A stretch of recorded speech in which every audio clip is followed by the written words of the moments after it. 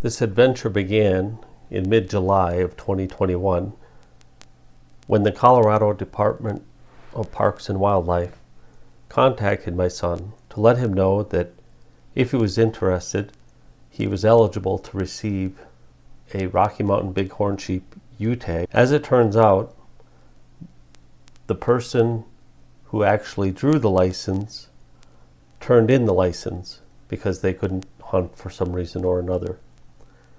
My son gladly accepted, and so began the adventure of his first Colorado Rocky Mountain Bighorn sheep hunt. In 2021, there were 43,660 applications for Rocky Mountain Bighorn sheep license. This includes both ewes and rams. Out of those, 318 people had successful applications, with less than 0.7% chance of drawing a U-tag. My son was extremely excited about this new venture. We decided that we would scout with the objective to locate 3 to 4 herds prior to the open of hunting season. With that goal in mind, we began our scouting process.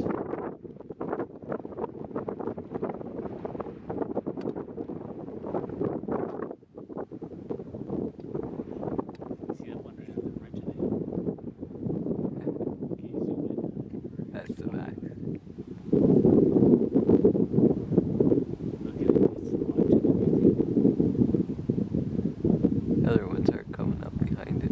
Oh yeah, 4? 1, 2, 3, 4 behind it, yeah. And one of them's a little guy. So there's 5? When these sheep disappeared over the mountain, it was lunchtime. So we decided to set up our tripod and wait while we had lunch in case they reappeared. This herd did not reappear, but as you'll see, we were surprised by a new herd of sheep. But I just can't, hold on, there.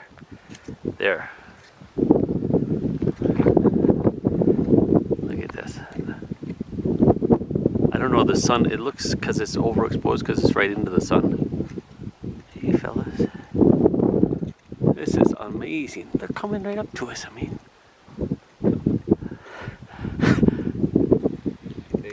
Yeah, they look like sheep. Oh, they're each a little different. Pretty.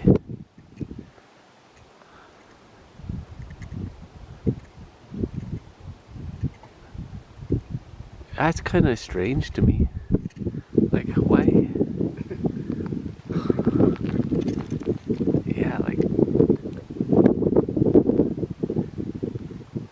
these are all younger ones, so. I mean, that's amazing.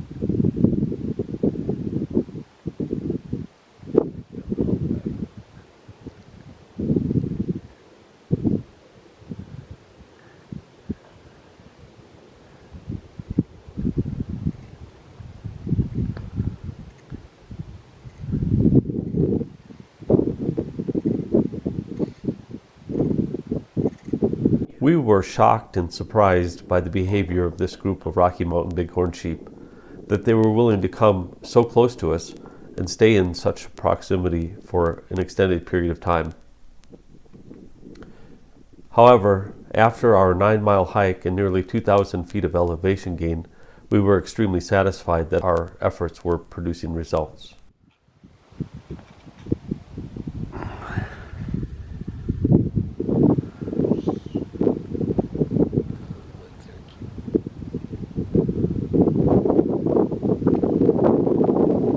That's just absolutely amazing. I know. Like, why would they go this close?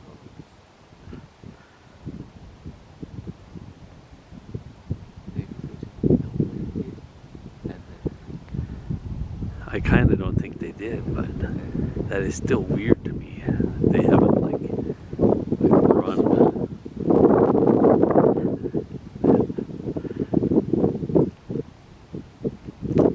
Like, I mean, they obviously see us and everything. They hear us talking. They didn't like us talking. The more I talked, the less they liked that. I noticed that. Much to our amazement, this went on for over 30 minutes, and with the nice weather that we were having, we certainly enjoyed the show.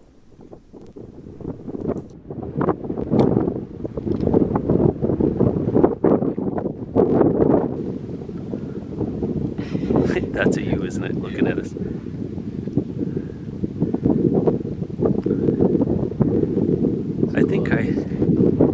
I think I saw the growth rings, and I think I saw, like, on the biggest one I could see, I think maybe 3 or 4. So these are all younger animals. Nice horn. You know, why I say nice horns, because he's a young guy.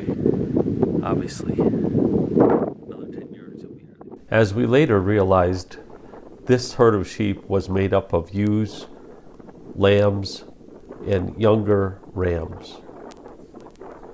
Although they spent quite an extensive period of time in our vicinity, what eventually seemed to get to them was our constant chatter. I noticed that they really didn't like the sound of the human voice. He's a little bigger. Yeah.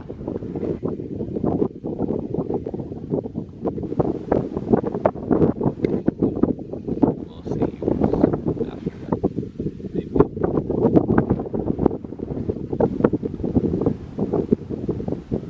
There they go, those old white buds.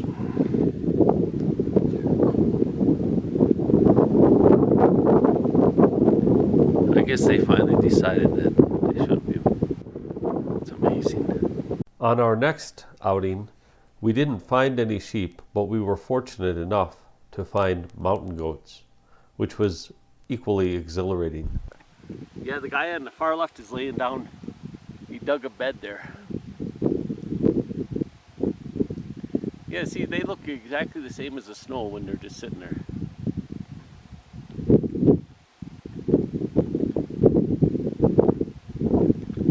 I think they just came over off the top Yeah. because they weren't there before.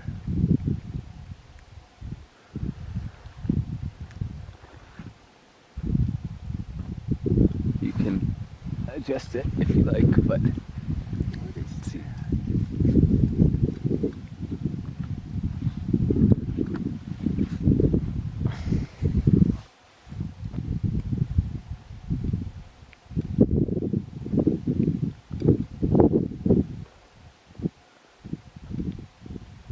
You can get some pictures.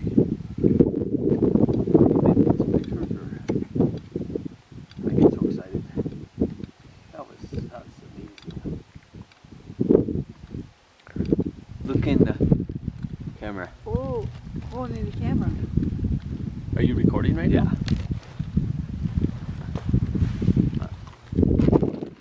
I think Dr. Yeah. Shane ran me.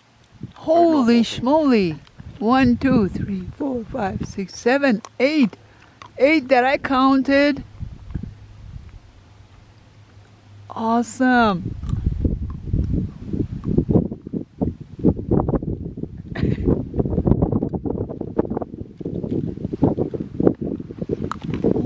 The tripod is so nice. It is. Isn't it amazing? Because then I can point it up there and adjust my food stuff. This is paradise, I'm telling you. So, today, I'm out hiking. I'm going to a place where I can glass for bighorn sheep.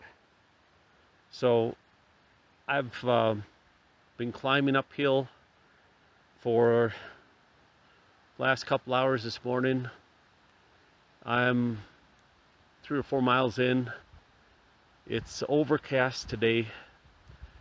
It's August 1st, 2021. We had a lot of rain the last 2 days, and it's overcast, foggy, not good glassing conditions. But I'm going to get up on this point, and I should have visibility, if we get some clearing, to several areas at or above tree line or just below tree line in the surrounding basins.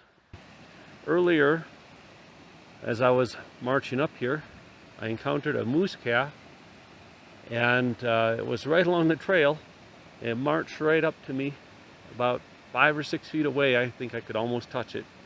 I was fortunate enough to be able to capture that on video from my cell phone. I really couldn't believe how close that moose calf came to me. I don't know where the cow moose was. I was keeping my eye out because I didn't want her to march in there and trample me, but I never did see her.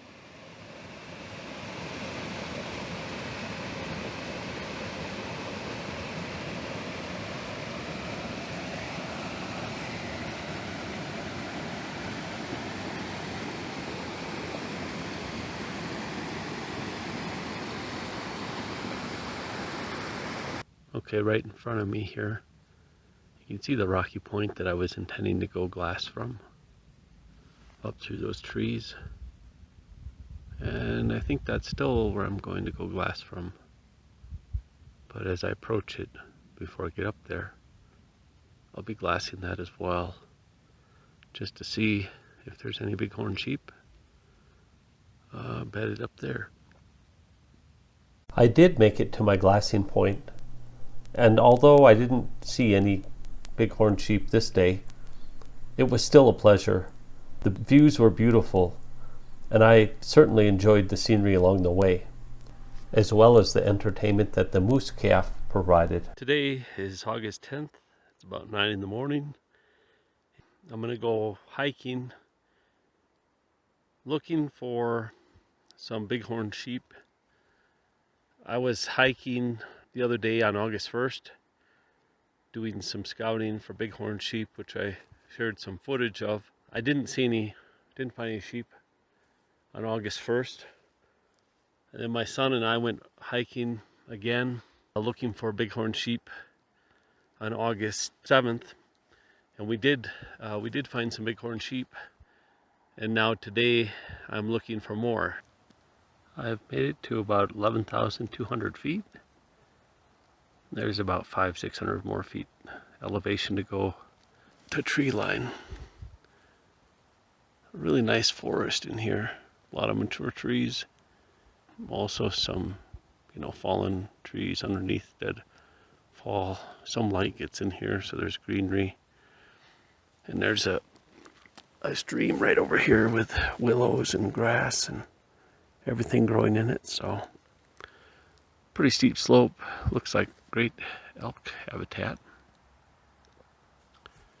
And I just stopped here and took a rest because I was doing some glassing up here across the valley.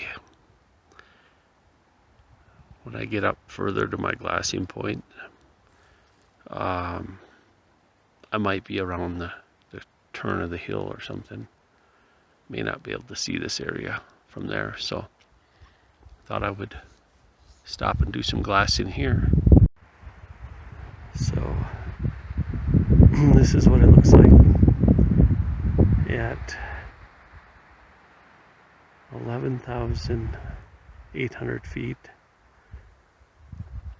I think those rocky hills that we just panned from the left are probably close to 12,000. I just sat down to glass some of these points. I just got up here, and lo and behold, I'm eating a sandwich, and I look up, get my binoculars. I don't know if you can see it from here. Here, right over there. See if I can hold still. There are bighorn sheep right on that point. They just stepped up there. I don't know if they just stood up or if they were around the other side and they stepped up there. But I'm not going to be able to do them any justice with the 8-power zoom that I have on the camera here. I'm going to glass them so I can see what they are. Well, I was able to locate a group of ewes and kids, bighorn sheep, on that rock pile just beyond that group of trees. left of the group of trees on that point. And there's at least 5 ewes there. I saw the one ewe, I'm assuming is a matriarch. She was on the top of the highest rock there, and she had to get up to feed her kid.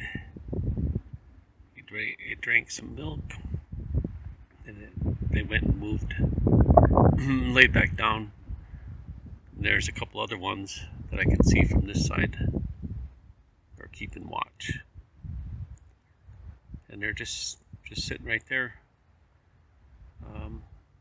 If I had a better zoom, I could give you some better pictures. The sheep are still up there on that rock pile. I imagine they'll probably spend the whole day there. That's their home. They'll probably get down and mill around and so forth later on. But as long as they're not getting bothered, I don't think they have any reason to leave that place.